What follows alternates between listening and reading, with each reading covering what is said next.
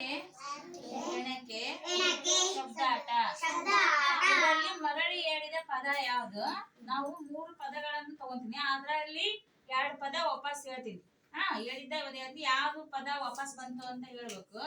ಬಾರಿಗೆ, ಬಟ್ಟೆ, ಬಾರಿಗೆ. ಯಾವ ಪದ ವಾಪಸ್ ಬಂತು? ಬಾರಿಗೆ ಬಂತಲ್ಲ. ಬಕೆಟು, ನೀರು, ಬಕೆಟು. ಯಾವ್ದು ಬಂತು?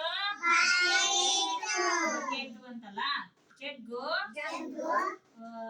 Soap, soap.